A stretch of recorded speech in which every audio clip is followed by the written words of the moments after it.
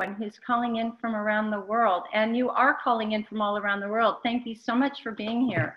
My name is Sandy Hart, and I am the director of the Women and Girls sector of the Charter for Compassion International. And we are delighted to welcome you to this, the 2020 webinar called The Alchemy and Wisdom of Women's Collective Wisdom in Circle. I want to thank you all for being here and just take a moment to personally thank our guests today, whom I am looking forward to listening to very closely as I learn from them regularly, and both of which happen to be two of my personal heroes. And now I'm proud to say cohorts on a really special project you'll also hear about today. Now, as for a little housekeeping, if you are calling in from a computer and you're looking at your screen right now, at the bottom of your screen, you'll see a chat window where you can drop in any questions for our panelists. However, immediately following our 1 hour call together, we'll move right into our open meeting where you'll be elevated to our speakers, to be as one of our speakers. And that's what we call our after party for a good reason. Let's take this time right now, once you found your chat window, to drop in from where you're calling from. Reverend Joe Ellen has already said hello from San Jose. So tell us where you're calling from. Say hi from Rhode Island or Helsinki or South Africa, wherever you happen to be calling in from. We'd like to see you. Say hello. Hello from Sacramento. Okay, we'd also like to thank our Zoom platform, our digital partner, who's made this call possible. Now, the V2020 series is a program of the Charter for the Compassion of the Charter for Compassion's Women and Girls sector, and a series that was developed and produced and moderated by Joan Murray, who I will introduce to you. But first, just take a moment to tell you a little bit about the Charter for Compassion. And we are a global thriving network founded on the Declaration of the Charter for Compassion.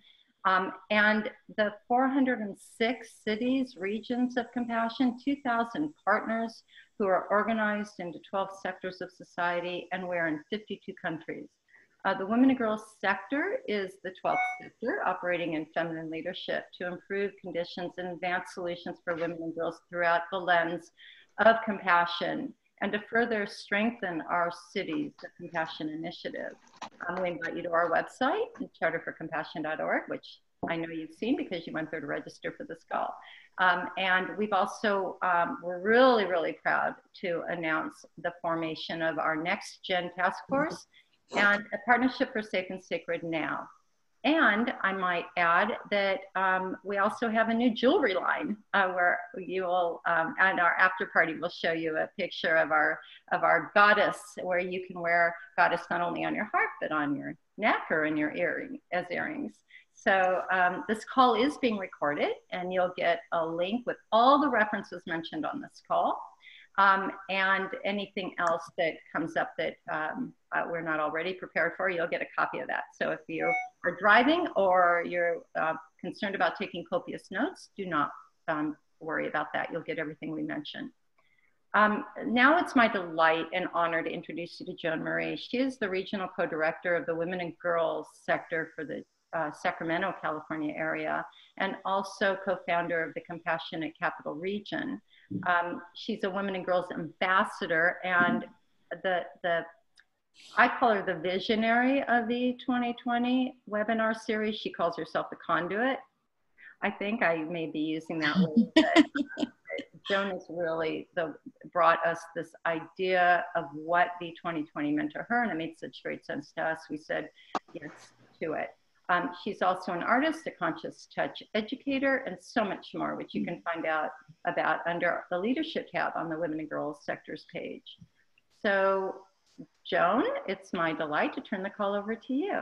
Oh, thank you, Sandy. I'm so excited about this call. The purpose of our V2020 series is multi-leveled, and there is a very special thing that's happening as we move towards the year 2020. That year will mark the 100th anniversary of the 19th Amendment, which allowed women the right to vote. And it'll also be the 150th anniversary of the Mother's Day Proclamation by Julia Ward Howe, which called upon women of all nations to gather and talk of the greater needs of peace. Together, we're midwifing a new paradigm where our voices must come from our wombs and into our voice. And through this path, we can each we can each be present, so we can uplift each other and disrupt untruth and reclaim what has been made profane and bring it back to its honorable, sacred place. And what I'd like to ask of all of us is just to take a moment to really breathe all of that in and come together in a unified field through our breath. So let's inhale.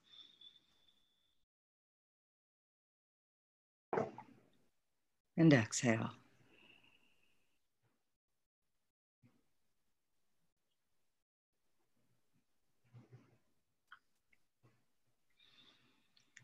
So it's my deep honor to introduce our two guests this morning. Jean Shinoda-Bolen, MD, is a psychiatrist, a Jungian analyst, an internationally known speaker, and author of 13 influential books in over 90 foreign editions, including The Millionth Circle, The Urgent Message from Mother, and Artemis, the Indomitable Spirit in Every Woman. The Millionth Circle Initiative members have been active at the United Nations and at the Parliament of World Religions. She is an NGO representative to the UN of Women's World Summit Foundation and has represented Pathways to Peace.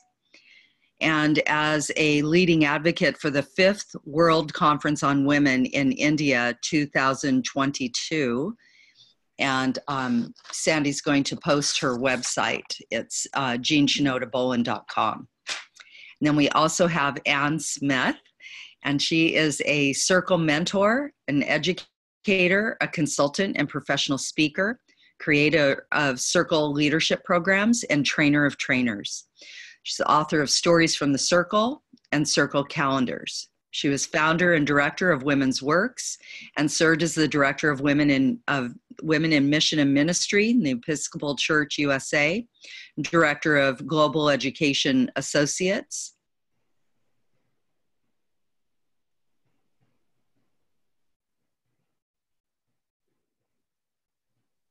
Foundation for all international, national, and local events and programs. So I am so honored to welcome you both. And there's so much that I would love to talk with you both about, but I'm going to try and stay focused on the power of sacred circles. So, which seems like it's a really great foundation of everything else. So I'd like to, at this moment, invite Jean to open our space and call upon the center of our sacred circle today. I love starting circles with the sound of the Tibetan bell because it links us all at the heart level. You'll feel it in the heart chakra, which is in the center of your chest between your breasts.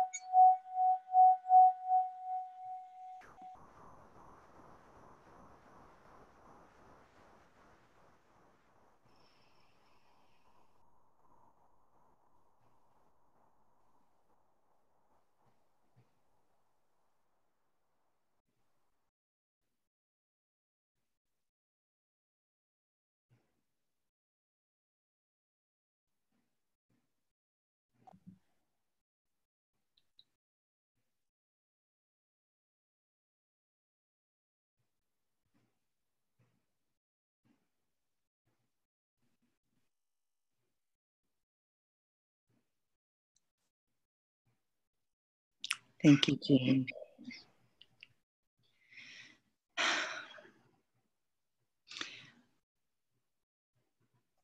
Women find circles a natural form.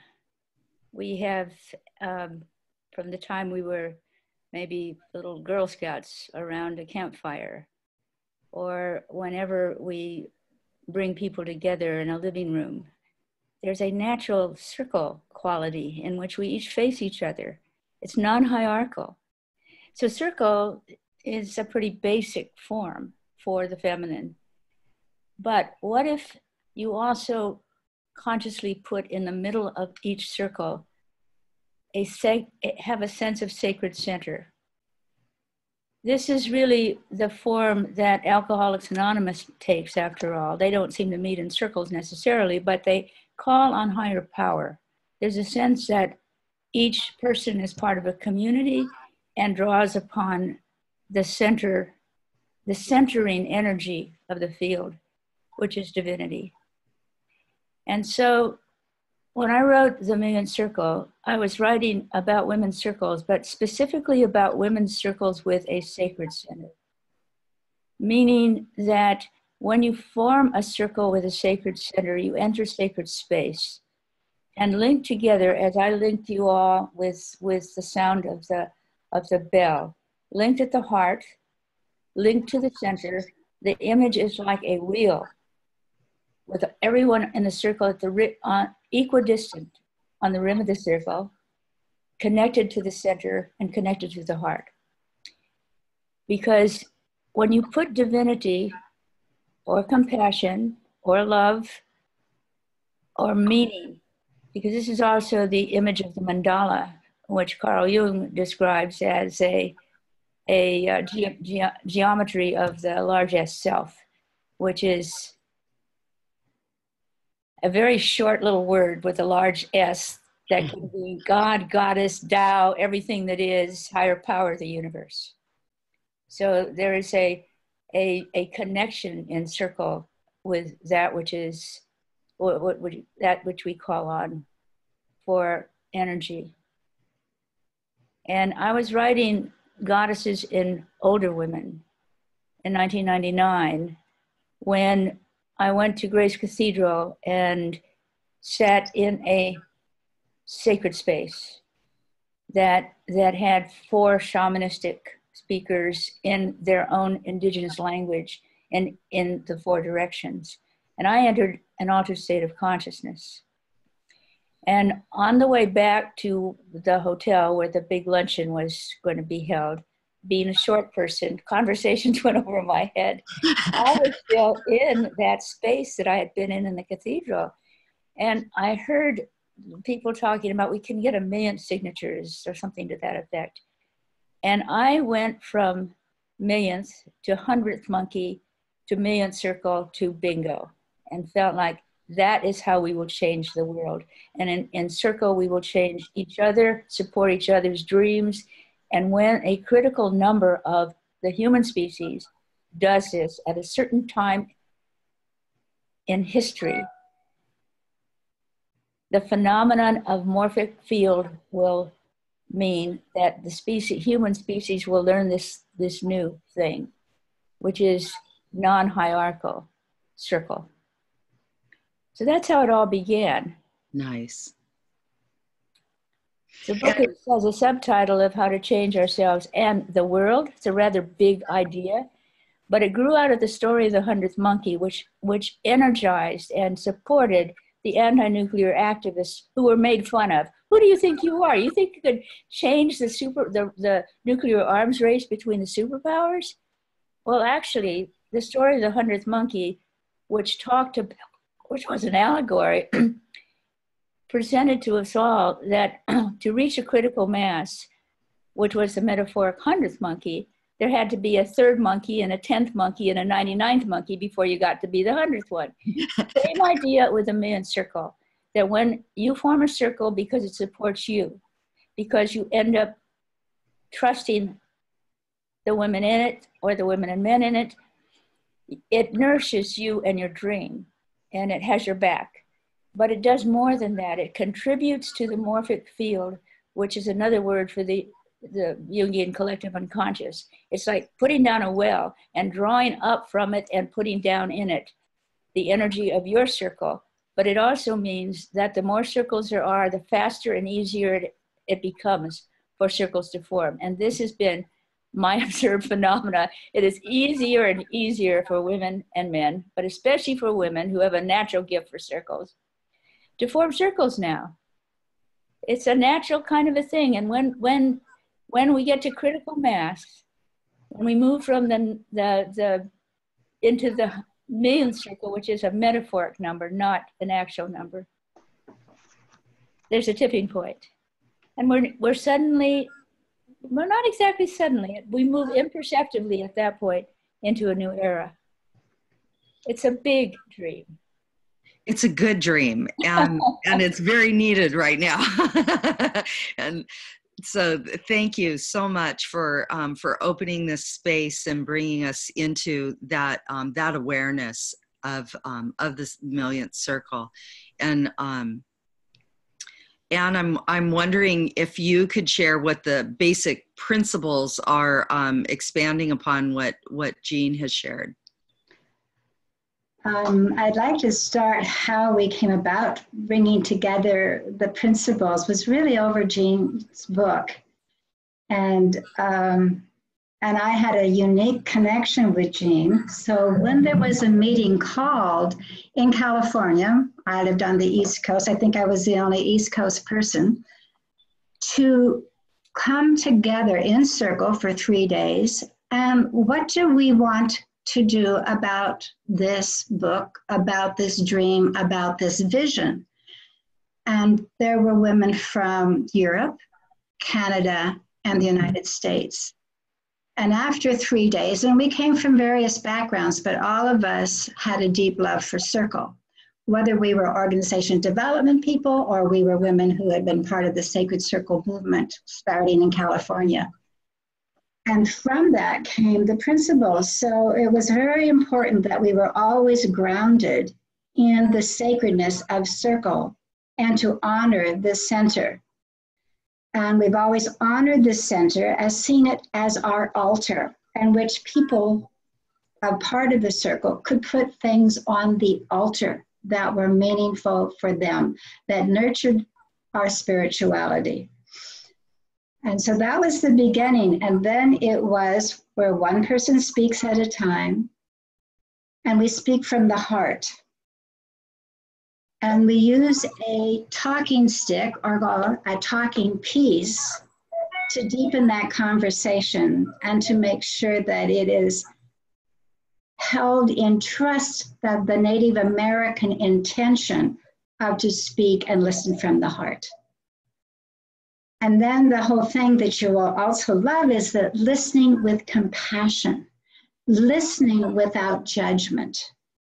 And I just want to give one quick story. When Jean and I were doing a sacred circle in Geneva at a women's spirituality conference, huge.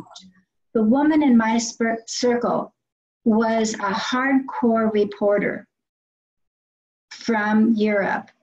And when she heard about that principle of being able to be in a setting that was sacred and she'd be listened to without judgment, she cried. She'd never been in a setting like that. Wow. Yeah. And so the magic of, or the alchemy of, or the spirituality that happens every time in your circle is that we're holding all of us in trust, that we're going to be listened to with respect, one person speaking at a time. We're going to, if we're having decisions when they can, by consensus, not by power over, but always with power with. And then the other beautiful thing is to invite silence when needed. So often, and then just to be able to go into the silence. And it's amazing how what we thought might be conflict melts away. What we thought might be misunderstandings melts away. What we thought there are differences that could separate us melt away.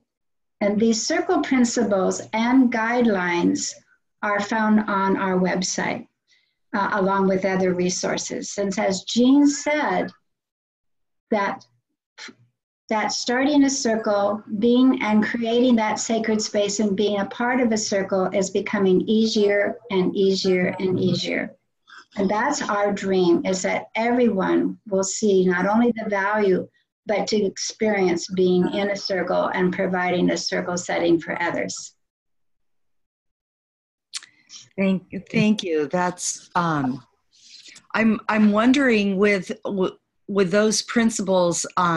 Sometimes when people come together, one person may talk an extensive amount of time. And is there a way that you work with that, or is there an agreed upon time when you share conversation, or how do you work with that?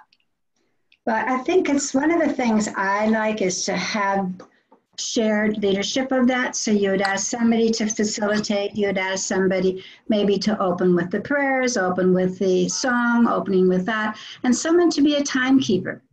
And that isn't, like the minute I'm in the middle of a conversation or a word you say, time. But the whole principle of circle is that we are equally valued and we equally share time, resources, power, love. Beautiful. Which is my definition of heaven, so it's heaven on earth. And that's really where we're a conduit, right, of bringing divinity to earth. So that's very well said. Thank you. So I'm wondering about, Jean, if you could share about how sacred circles can play a vital role in creating more of a momentum. As we're all very aware, we need this kind of third wave that you've talked about in the women's movement right now, and in getting more people to gather and build the power of the collective. Activists can go through a lot of work and emotions. It can be very draining. And women activists, if they have a circle, find it as a source of energy and support for the dreams of bettering something. Whatever we do together, it always has something to do with bringing the feminine into the situation and being able to support an idea. And when an idea, there was a saying that there's nothing so powerful as an idea whose time has come. And that's true on an individual basis or a collective basis. And for us as women to find and keep and maintain a circle is an experience that deepens everyone in it once they get the real hang of it. And the word alchemy, by the way, is a word that goes back to medieval times when supposedly the early chemists, the alchemists, were trying to turn lead into gold. It was during a time when it would be heresy if they were doing something spiritual rather than this physical manifestation of trying to turn lead into gold. But it was a metaphoric experience. It made it possible to think about transforming the shadow, the leaden ideas, the depression into gold. And this is what depth work, depth intimacy does when you're in a safe place. You can reveal your vulnerabilities and find that you have strengths you didn't know to love and to believe in something and to take it, if necessary, on a march. And every time you are motivated to act from the heart into the world, you bring more into the world than what was there before. I mean, I talk about love as the only energy that isn't zero sum. Everything else, if I give you something, I have less and you have more. And that's true of everything material. But with love, if I give my love to something or to another person, that cause has more love, and the giver has more. And in fact, there is more into the world. So when you talk about conduit, the conduit that is a circle is a conduit that brings this kind of energy, activism that's motivated by love for what is being trashed, what is being hurt, what is being, it's that side as well as the dream side as a positive. It's a connection to, with a sense that what happens to the least of them happens to me too. And there is, like the Me Too movement, every woman who has stepped up and told the truth in recent months found she had power and support that grew out of what she was ashamed of and shouldn't have happened to her. The power of transformation that we have on each other is enormous. Mm-hmm. And it happens in circles a lot. That makes so much sense, and how the coming together when in working with those principles of clearing, so we come more from a place of no shame, no guilt, accountability, and integrity. That that helps. Those are almost like the elements that you were talking about of what can create that alchemical process internally for us to get more into gold mind, and that transformational aspect of what we feel from the outside world that has, pushed us down or been traumatic. That what I'm really hearing is these circles and the support, the energetic support of the women or men that are in that circle really help elevate that process. Is that what you're saying? Very much so. When, I think the statistics are 1 out of 3 women will have been seriously abused sexually or physically in their lifetime. And in some places it's 1 out of 2. Well, what we do with that is feel that we must have deserved it, or we're ashamed of it because we were treated badly, we must be bad. That's a psychological unfortunate. So then we keep it secret because we feel that if people knew that this happened to us, they would reject us. And then there is the circle movement, which is the Me Too movement, in which that person speaks up about what happened and finds, instead of being rejected and thought of as bad, she is actually held with compassion, and she had discovered, as she steps up and speaks her truth, that there is a heroic energy in her that she didn't know she had. Plus, it integrates the bad experience into her full life. Before, she thought, if people knew this happened to me, they would reject me. And now they know, now she knows that they know this, and instead of rejecting me, they embrace me into their circle. And that this is what I think is going on now since the Me Too movement, is that there's an enormous healing and energizing that really can happen. And if these women would join each other in circles or join other women in circles, it would be a remarkable place to renew energy and go forth. Sometimes I feel like a circle missionary. Well, and I love everything that you're saying, and through the Charter for Compassion Women and Girls, we've used the red tent, and that that's a safe space to create the circle inside. And we've had profound things happening in that space. It's almost like there is an immediate energetic sacred space that creates from that. So and it's so needed right now. And Anna, I'd like you to add about that too, that with so many people being triggered, how are you seeing these circle principles being integrated more rapidly for more people? Well, I think for any of us who have been in a circle and experienced it, is that we know that it is our role to reach out to those so that they can be in a circle to experience it. Even like today, you go to get a feeling, but not until you're in that.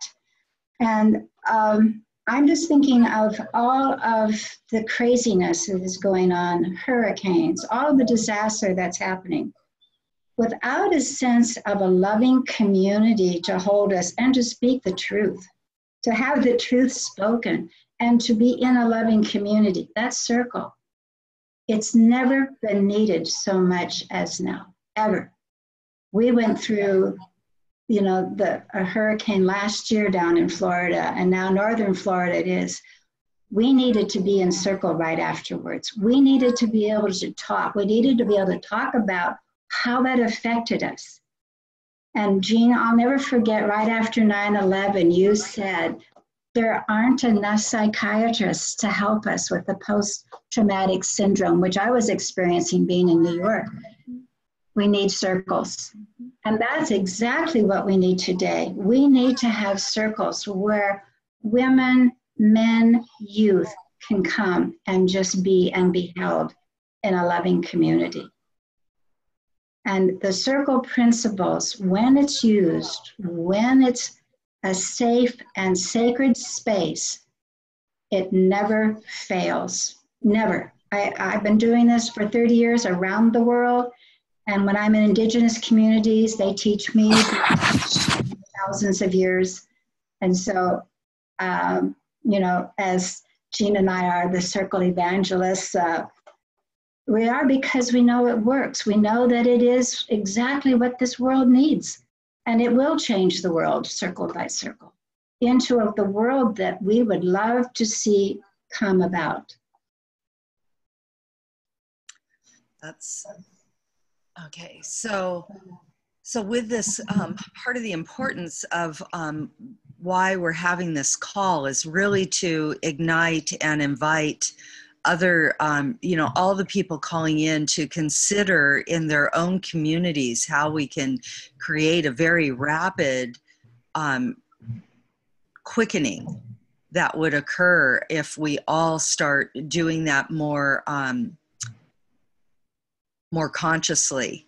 And I know for myself personally, in working with the Red Tent, that I feel really committed, and just by experiencing how people react in the sacred circle, as you're describing, the effect that it has on them, I think is really profound, and as you were saying, really needed. And I think where we're at too right now is to kind of let go that people need, you know, fixing in a way, that by coming together and feeling that empowerment through the sacred space, that in itself empowers people to hear more of their higher self talking with them and guiding them.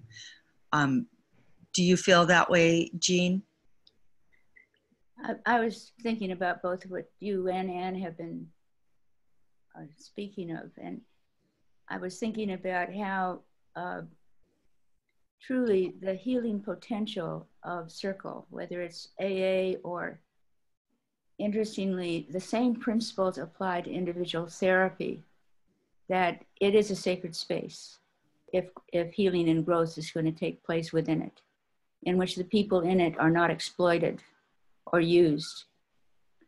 So that in circle, what is said in confidence needs to be held in confidence, and it needs to grow over time, a trust in each other, and a trust that when you know something about someone that they have felt ashamed of, and they find that that is not how they are viewed, something shifts in them, just as they do in therapy. And it's true, there aren't enough therapists to go around, but there's more than enough potential for circles to go around. Now, the Red Tent I see as the place in which the Red Tent which grows out of biblical times, and the red tentness idea of indigenous women. The indigenous women used to go into their sacred space in menstruation. So one of the reasons for the red tent is menstruation, actually. Mm-hmm. And if all the women from the age of the first menses to menopause, during the time when everyone goes, well, first of all, if you're in touch with nature, women and moon cycles go together. And in the Native Americans of the United States, the Seneca Nations, the Iroquois Confederacy, they called upon the wise women, elders of the tribe, who were in circle, to set the priorities for the tribe. And the red tent is related in one sense, is that when the women gathered together in the red tent, this was a time to dream for the tribe. And so they would be together, they would wake up with their dreams, they would talk about it together, and they would bring what they were able to reflect upon and had as dreams back to the tribe.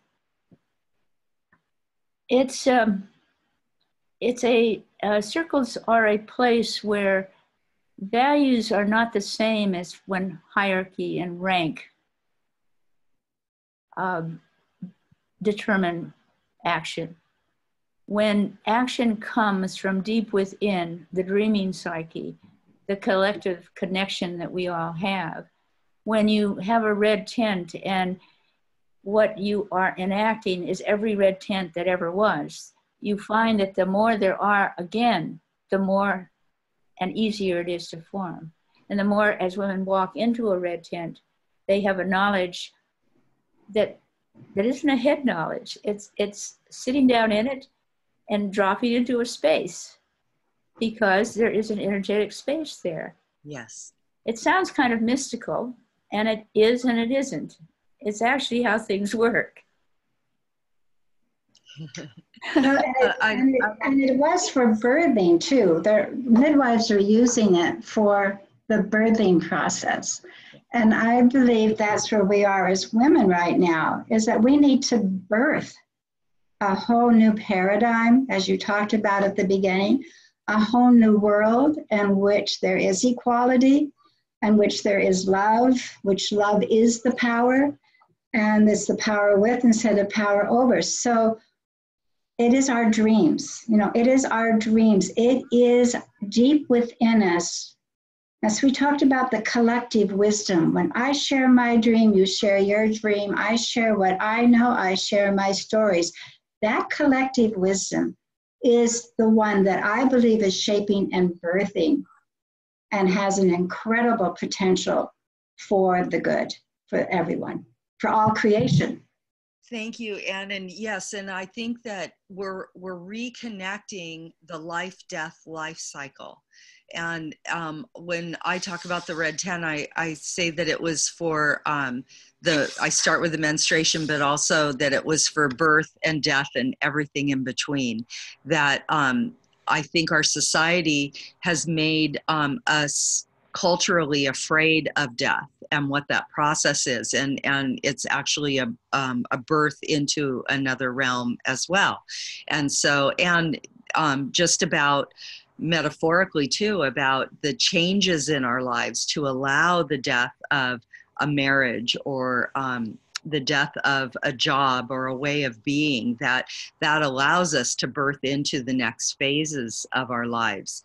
And I'd love, Ann, for you to share about, we have a very special sacred circle happening on November 1st, and we have an invitation to everyone listening. So.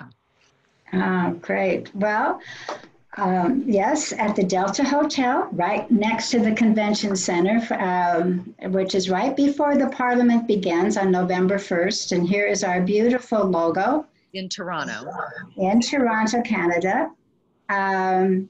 We will be gathering starting at 9 o'clock. There will be the women of the land, and that's the indigenous women of the land. We'll have an opening ceremony, and then we'll have a sacred water ceremony.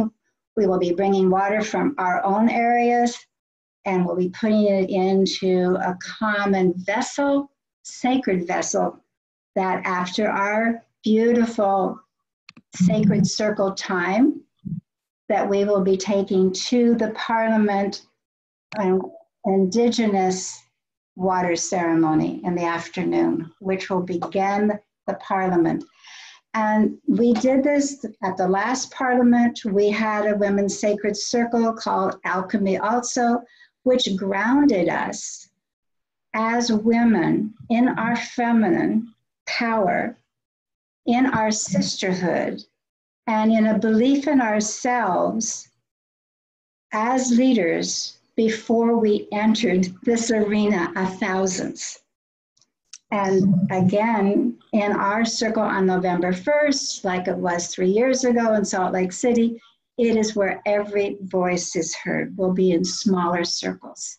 So everyone gets to speak their truth, gets to speak who they are, and be affirmed for that. I think that's one of the most important things that we can do for one another, is affirm one another's leadership, affirm one another's presence and essence. And then we're asking those who can't come to be with us energetically. You can be in prayer. We will have we have a Facebook group called the Alchemy of Women's Collective Wisdom and Power. It will live stream the opening ceremony, which is the water ceremony.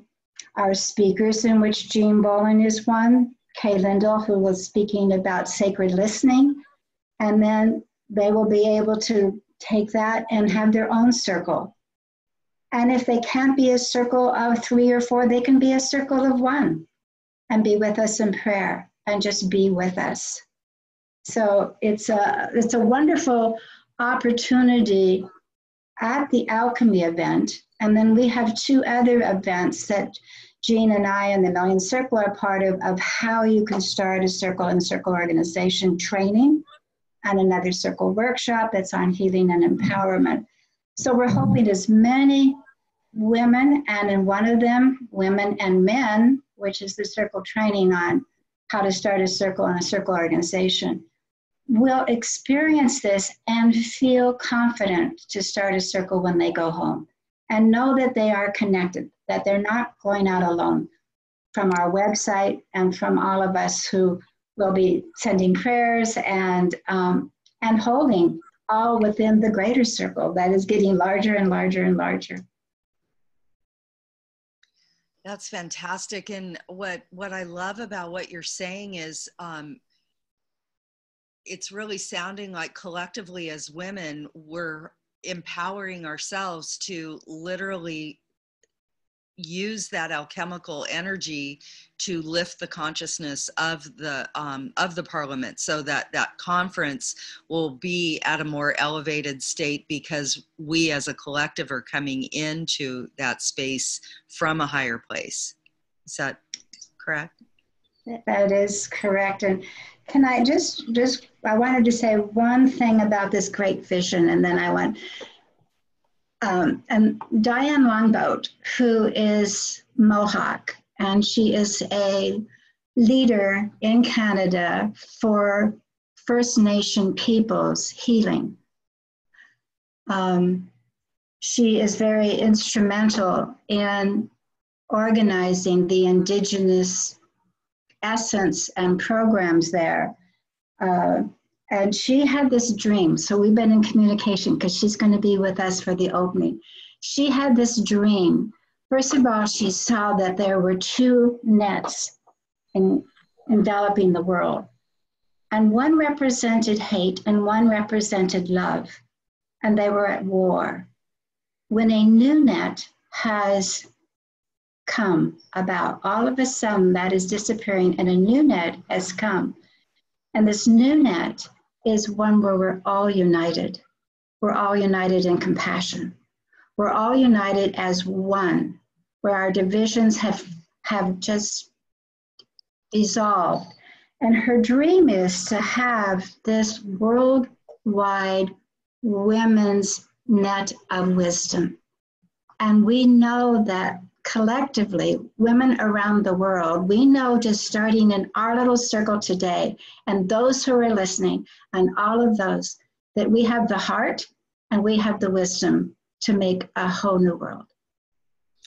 Absolutely. And, you know, that's part of why V 2020 started, was from the calling from my heart of answering Julia Ward Howe, I believe, kind of set a template. It was right after the Civil War. So that's, you know, it'll be 150 years ago in the year 2020, but she was calling women of all nationalities to come together and first grieve for all that has been lost, and then collectively talk of the greater needs of peace.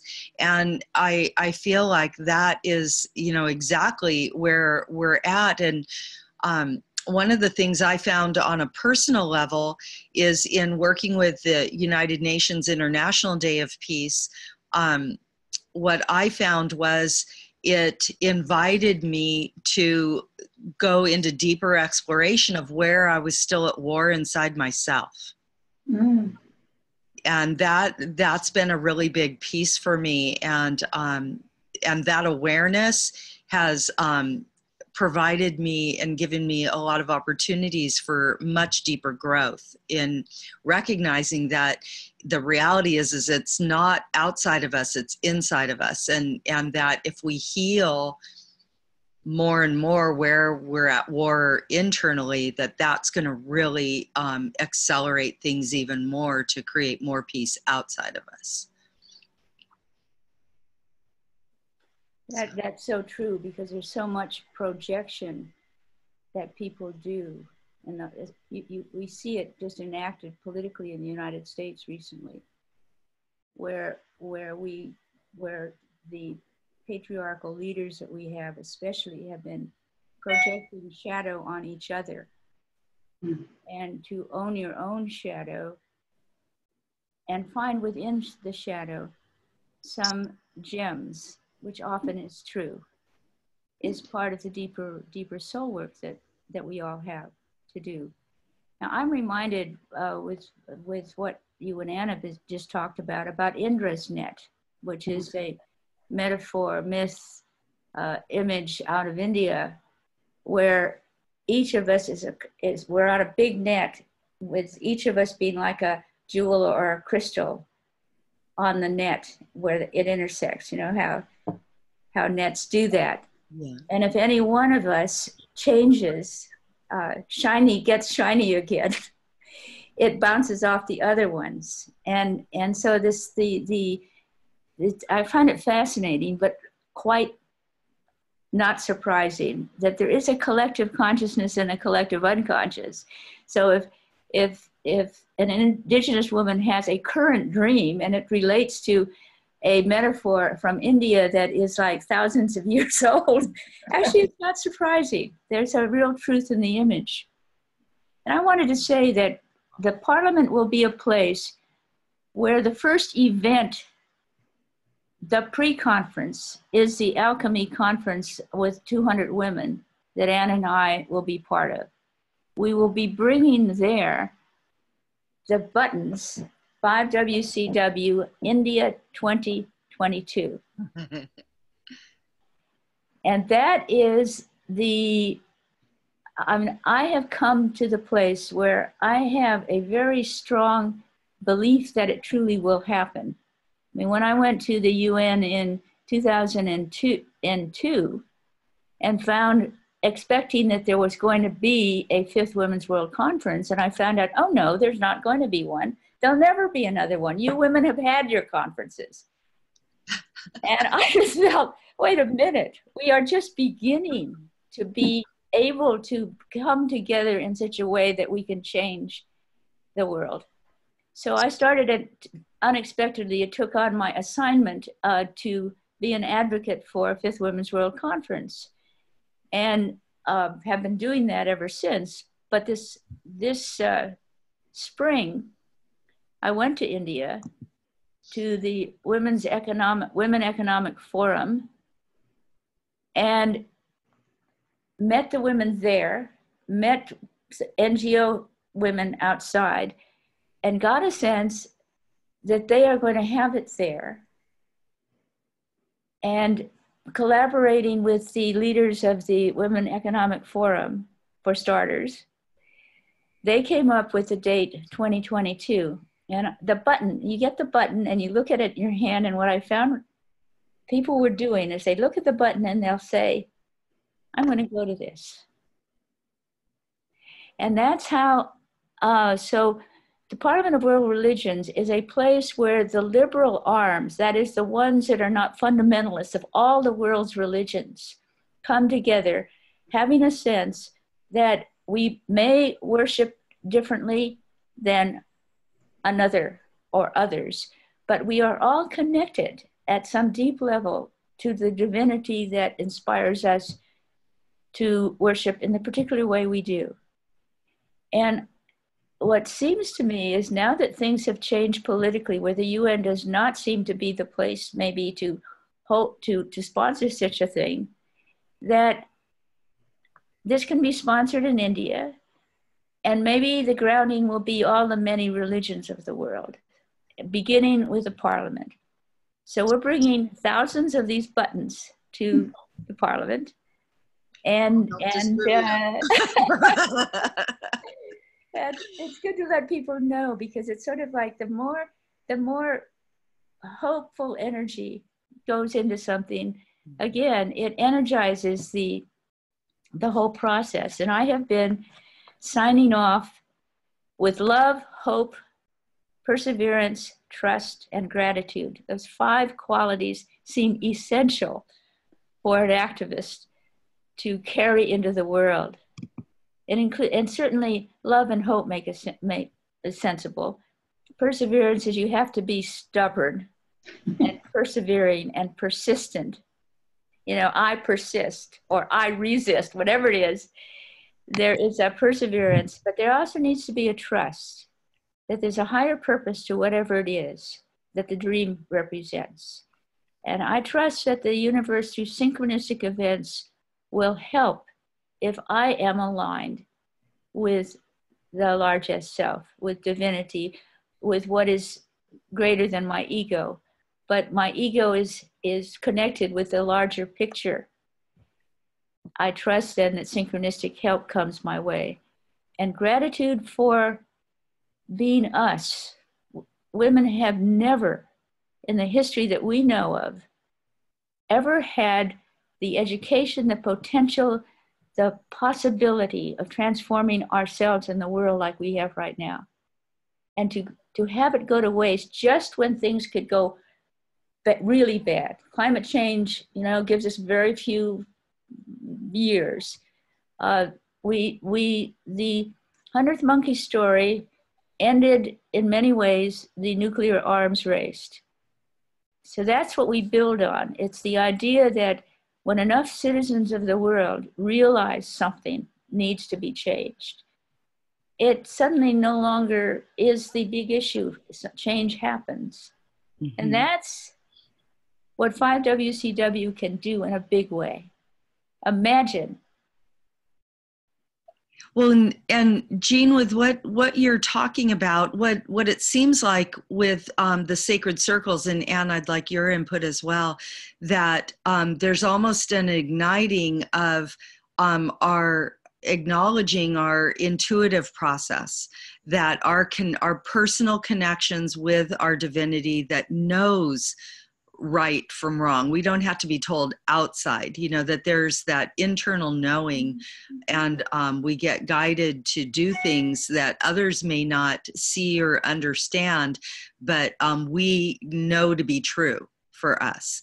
And so it seems like this is kind of laying the foundation to really support people in that more visceral experience, to trust that inner knowing. Well, and I think when we talk about the net, we have the internet. I mean, it's like that. We do have the internet, but connects us as the jewels, but can share the resources and the information. And I have found worldwide, especially working in developing countries, the women always knows what's best for their community, always, but they weren't listened to. Mm-hmm. And if they had been given the money, the development money that goes to their countries, it would have changed. That's starting to come into people's consciousness. But with our momentum, Jean, with the circles proliferating, with us being connected through the internet and on a heart level, yes, and on a heart level, we are a mighty feminine force for change. Yeah. That's, cycling back to Julia Ward Howe again as well, that my favorite line is, we will no longer have important questions answered by irrelevant agencies. I think that that's so important right now, and we can get kind of beaten down. I love, Ann, what you're saying about the internet, because it's a way of us kind of reclaiming how the internet is used. That right now we're getting really bombarded with very negative and kind of trolling kinds of things. And by us reclaiming how we are choosing to use it, that it really can be a force for very effective change. So that's. And there is, once we began to say we really want to be interconnected, our networks, our organizations, to say, we'll figure out a way that this can happen through the internet. And it's like, there's these webinars where people can listen in, but I know we're going to find a way. I think all coalitions, when they're done on circle principles, have the magic of the small circle. All organizations do.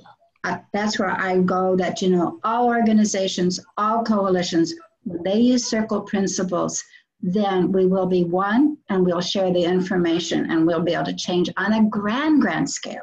Yes.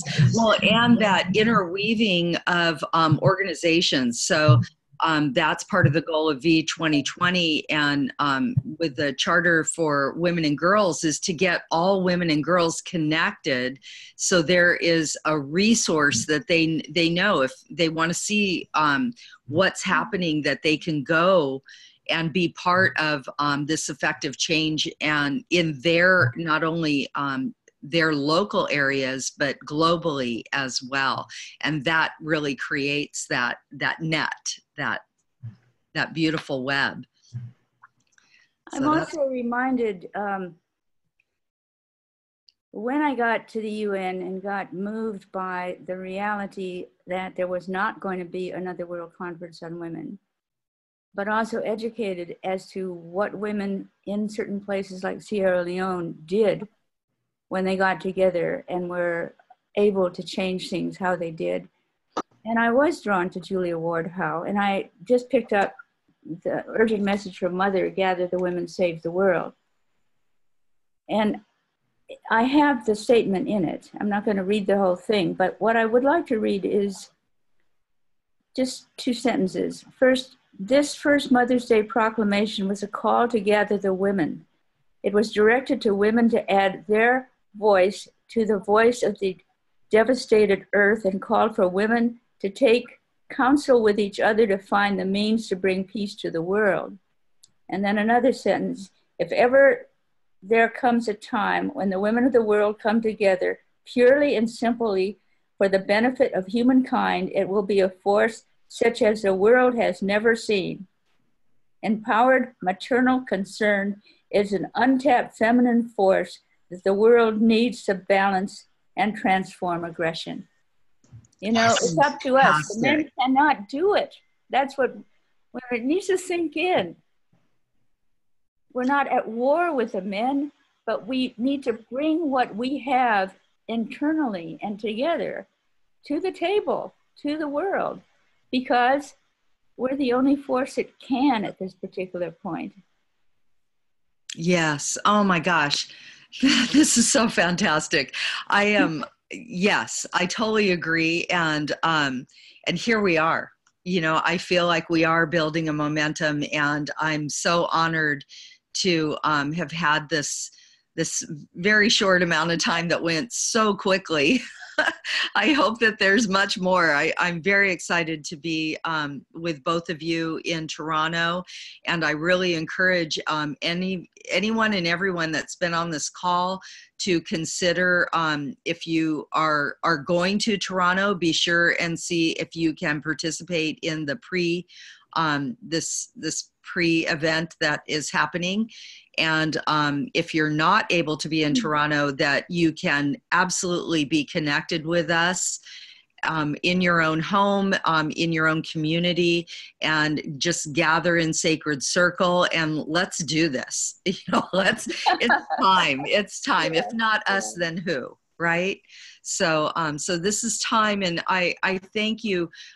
We are at our end of the first hour. We do have a quote after party where for the next half hour, we're going to open it up for people to have questions.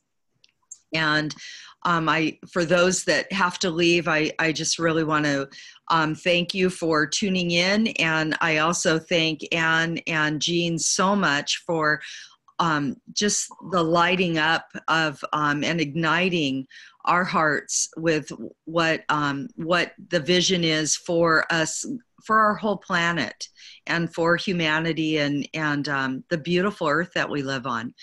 So thank you, and I want to close with the fact that we are fueled by, V2020 is fueled by and only able to continue our free programming with the shared treasures and generosity of our community. So we do invite each of you to consider a donation of any comfortable size that you can make to the charterforcompassion.org.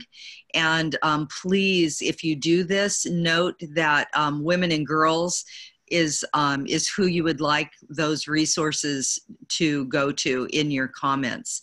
So we thank you for that. And I think Sandy's back on with us. And we're going to open it up. So if you have questions, I see people are from all over: South Africa, Netherlands, East Africa, Sacramento. This is really exciting. So San Jose, Quebec. So thank you. Any questions? We're going to open it up. And I am bringing in everybody one at a time because Zoom does not make it any easier for me. So we will enter into the sacred space one at a time. So as you step over to the threshold, know that you are now, your voice matters, and we'd love to hear from you. And if you're not here yet, know that you will be. Just you're in line to do so. So, and with with this beautiful sacred circle that we're doing, to recognize that time goes by really quickly when we're doing this, and we do only have an extra half hour. So so we want to hear from as many people as possible, and so welcome and thank you, and we look forward to hearing from you.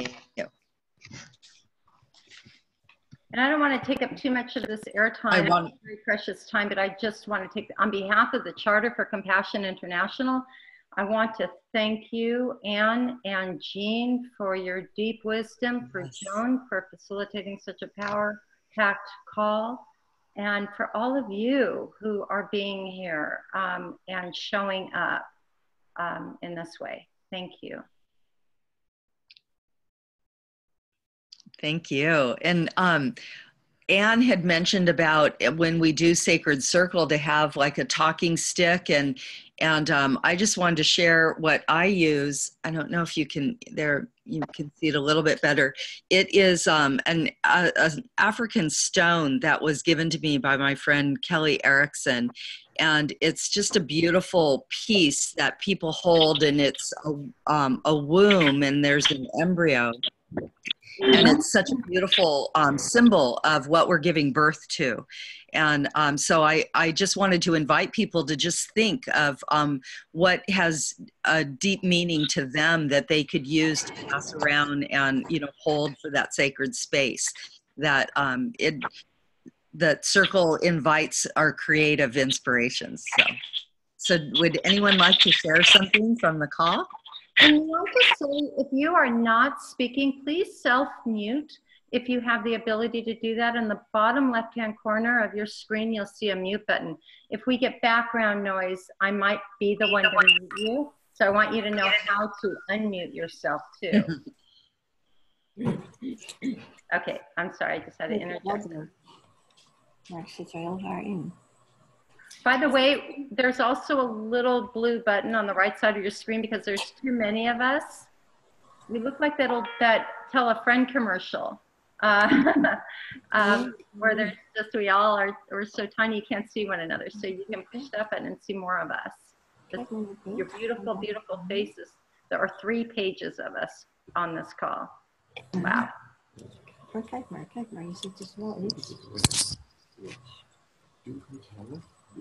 Well, I'd just like to say that it was amazing to come across your book, Jean. Somebody had left it in one of those little libraries on the streets. And I immediately recognized that there was something in there that was putting into words all the feelings that I've had throughout my life, and also putting pieces together through my education as well. And it's been such an honor, really, to meet all of you and to hear your thoughts and ideas. My question is more of a political one. I mean, I'm very excited about starting a circle here in Ashland, Oregon. And how do you, I think I'll start with the fact that it's been so disturbing throughout this whole thing to see the women who go along with all of this, and to try to have conversations with them on Facebook, or to hear the things that they say, completely trashing other women and having no concern for Mother Earth, with, you know, supporting all the polluting and war. How do we begin to break the brainwash?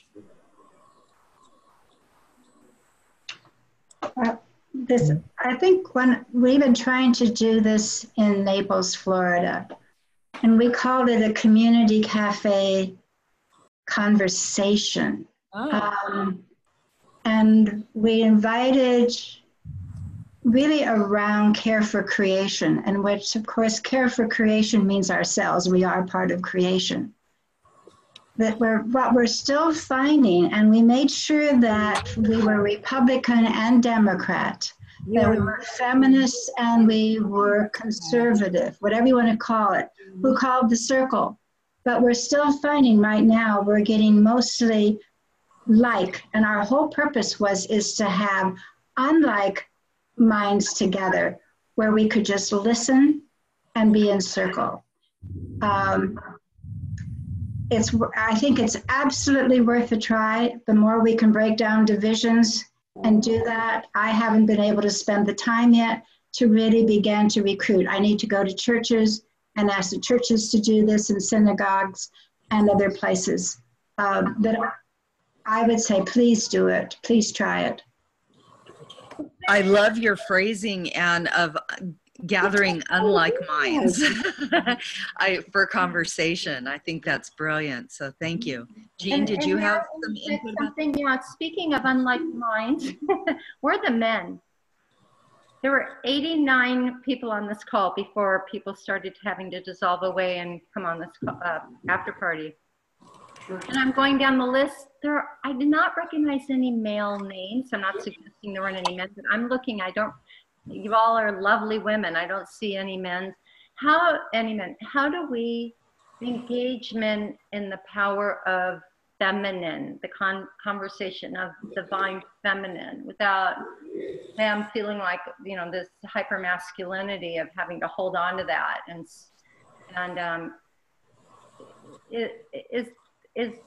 Have you found any magic bean that brings them to the table? I want to share it with the California Vision 2020. I met some people in Southern California that they're now doing a blue tent.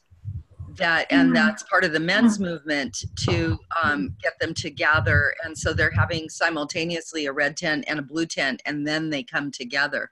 So I think that's a brilliant idea, and we're exploring that for Sacramento as well. Purple tent. Or purple tent, yeah, red and blue make purple, yes. And that's also higher mind, so. Thank you, Joan. Can you all, anybody else who wants to reflect on that, but I'm going to throw another question out there that maybe somebody else will pick up on.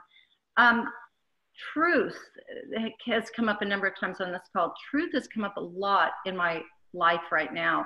I'm hearing it from different places. The books are falling off the shelf, if you will, about truth and the trust that is so important in what that truth is, as well as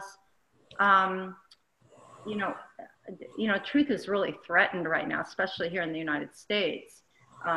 So perhaps there's somebody who can weigh in some wisdom on that. Well, and Jean, I'd love to hear your input as well. Well, I'm aware that boys are acculturated quite different from girls. That vulnerability is a ticket of admission to friendships with other women often. So we share our vulnerabilities in stages and deepen relationships with friends who are women.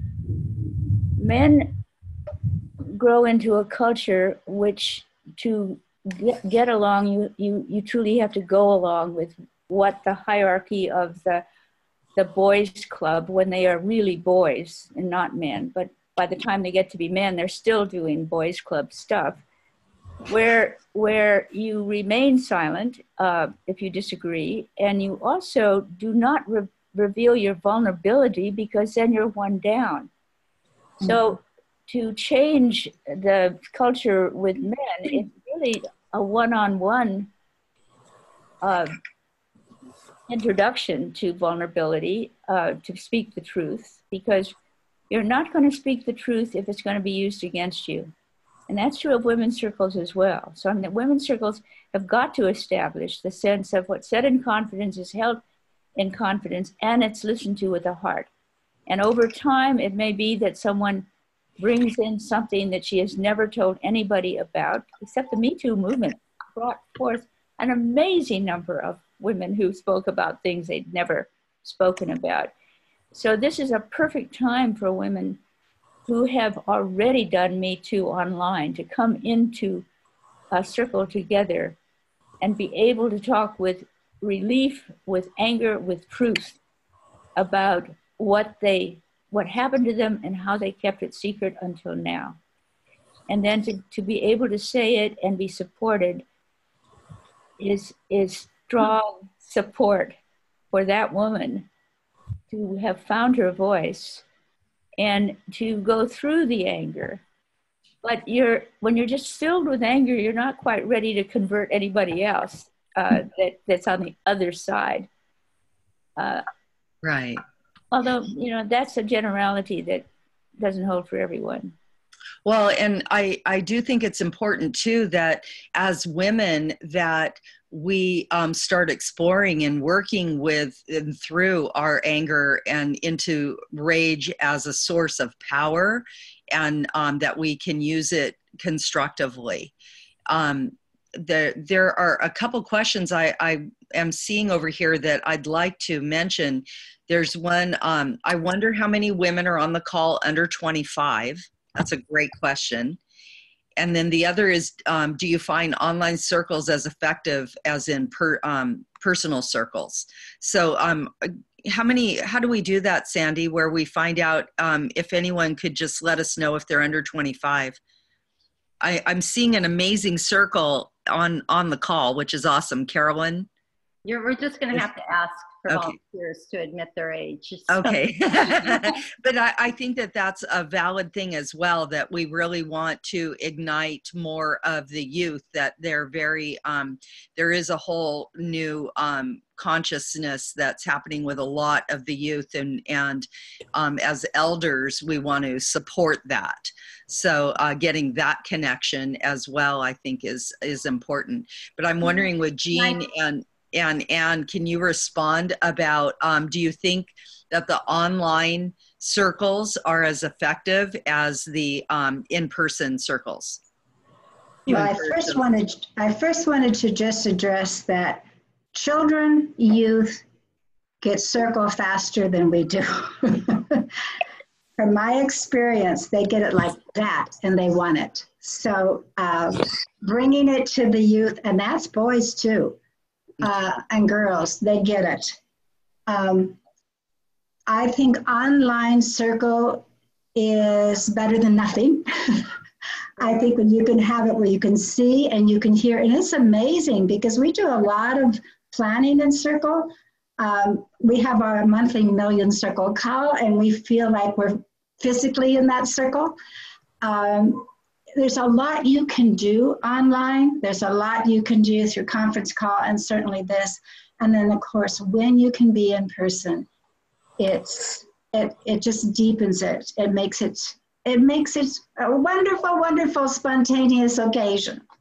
Can I speak to that too? Because I've been convening circles in my home or in our community for 16 years through our women's interfaith group, Sarah. And we've had, I think, 170 gatherings, circle gatherings over the last 16 years. And that's what we could count. There's something very, very important about the human touch. I'm sure you can all imagine the value of the human touch.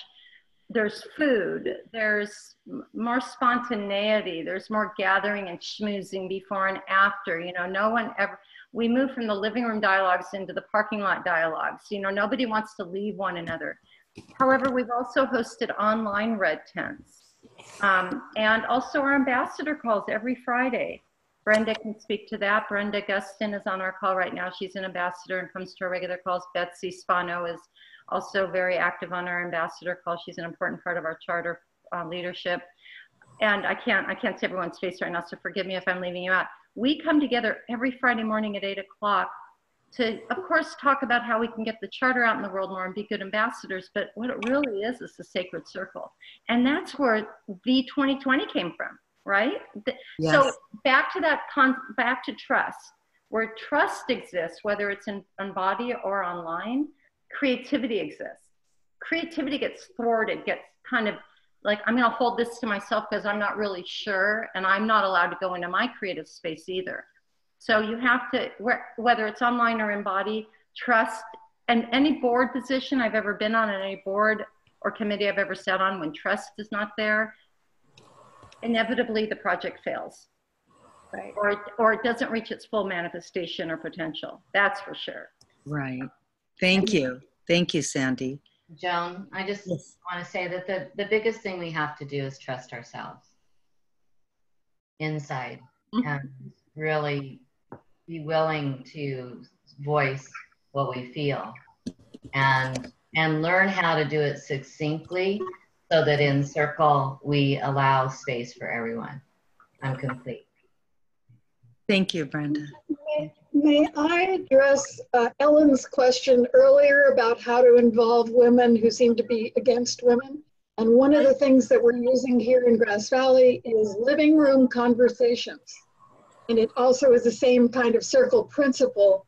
And it really, the purpose of it is to involve everyone in the conversation. So just Google living room conversations and it'll give you a whole template for how to do that. Oh, great. Thank you. Thank you, Annette. So the opposite of trust is you know, when you look at what's going on, the amount of division that we know about, but the undermining of trusting each other.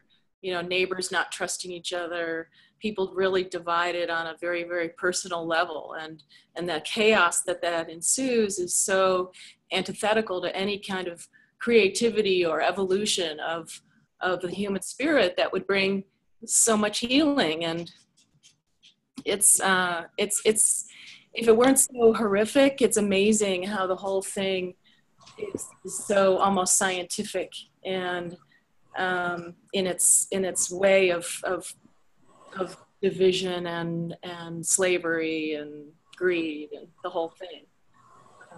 I think that's what, when we're talking about a sacred center, and we're talking about letting go of our ego and allowing the spirit to guide us and to listen. And I love the whole thing that Jean Houston has always said, it's always a both and the more. So I can have one opinion. I can maybe be a woman who's against other women because I've been hurt or whatever. But if we just allow everything to be in the center, just to sit and not be judged, we're going to find the more. We're going to find the commonality.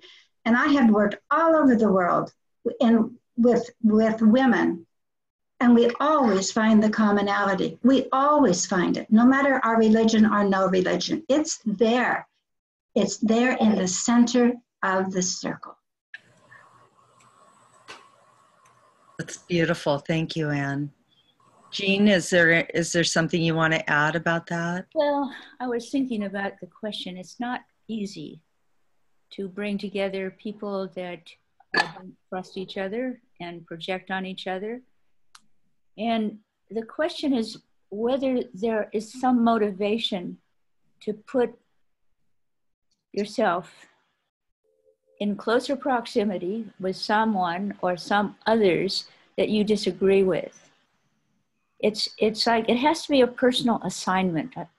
It has to be something that matters to you, often because you've come from a family where there have been divisions and you want to work. I mean, it's sort of like, why do certain people become healers and why do others not? And healing has to do with healing relationships. And you have to have a commitment that this is important to me, to be in a circle or to try to be in a circle with people that are quite different and might have some hostility towards each other. Now, there are lots of examples of where it's worked and lots of examples where it has not worked. But it has to be, it takes some leadership in the form of setting the table, so to speak, for these people to come together. And so it's not something for everyone to take on. But if you have a sense that this is something that you want to try to make a difference, to see if it works, to think of it as a experiment based on hope, love, persistence, and that you're ready to take it on and to try one meeting or two meetings or three meetings. I mean, one of the things about circles is that it helps to know sometimes at the beginning, are you interested in being in one, and will you be in one, make a commitment to say 3 or 4 before you decide that this is going to be an ongoing one. There are many different forms. So. Thank you. Gosh, you know, and I'd like to share on a personal level that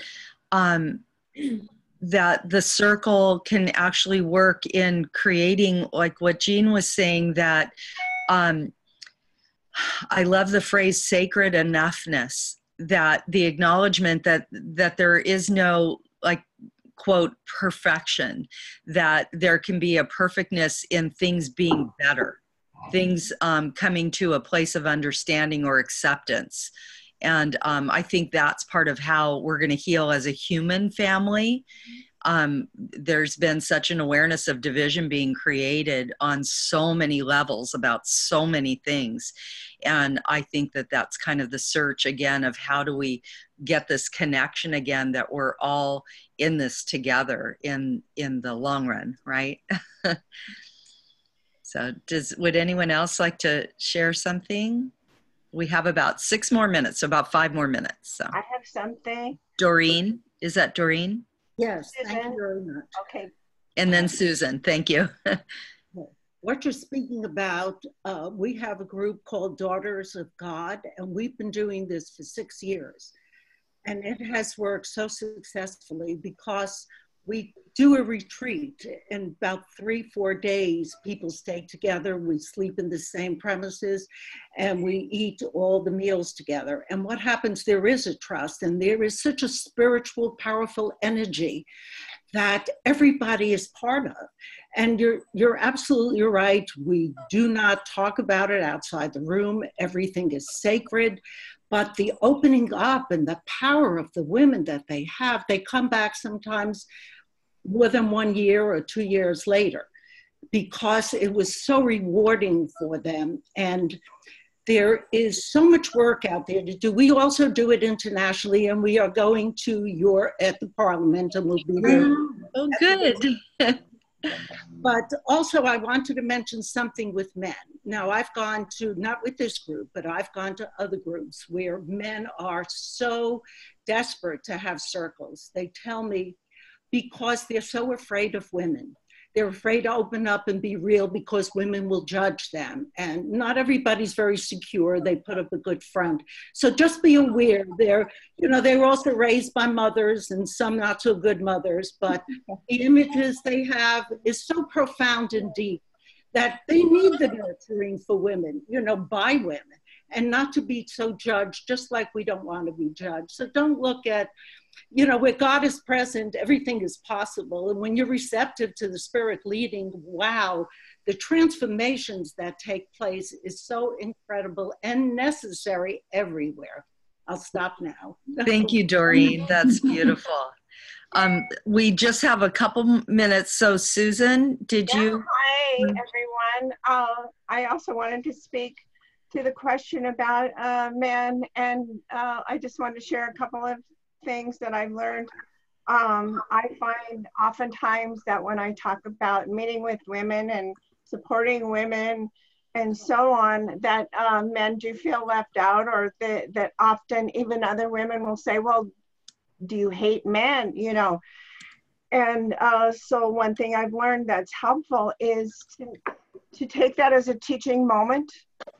So, rather than getting defensive and frustrated, which I used to get because it happened so many times, to speak up, even before it happens, to speak up, to say, I love and appreciate the men in my life so much, and the men in the world who make this, positive contributions to peace and so on. And then, if people don't get that message, then they do assume you hate men or don't like men, then to take that as a teaching moment and to say, well, this is why I'm involved with women's circles, and men are to be included in the larger circle. So that's all I want to say. Can I just say, you've just heard from Susan DeGaia, who is the director now of a regional director like Joan is in Sacramento. She's in the Kern Valley area, middle California area. And she's also the leader now for our partnership for Safe and Sacred Now, which is the Charter for Compassion, Women and Girls healing on the front of ending violence and all forms of violence against women and girls through the work of our partners. Oh, wonderful. But by the way, if you're not a partner of the Charter, consider doing that, because and it's free and it's easy, and you'll be immediately brought into our constellation, our network, and then we can work better together. Yeah. And Susan, we need to talk. So, gosh, we're on the last minute, so we need to close. And thank you, Sandy, for all that you've done to make this possible.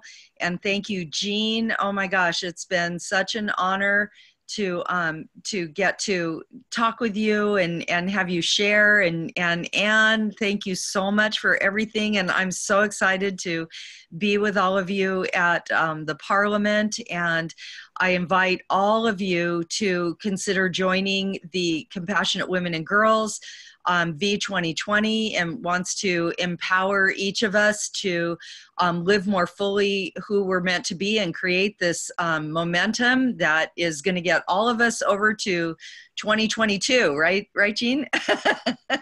India. To go to India, yes.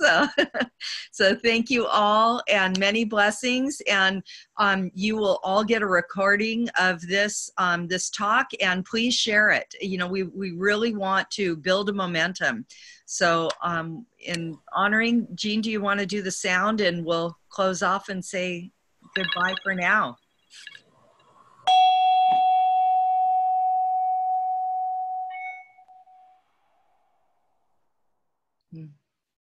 Thank you. Goodbye, all. Bye, all. Hope to see you on the next call. Bye. Thank you, Jean. Bye-bye. Thank you, Ann. Thank you, everyone. We don't have a date. It will be after the Parliament, and we'll gather and talk some more. So thank you all. Bye. Well, thank you. Yeah, the post Thank call. you. Yes, we'll have a post call. Bye-bye. Bye-bye. Bye. Bye-bye.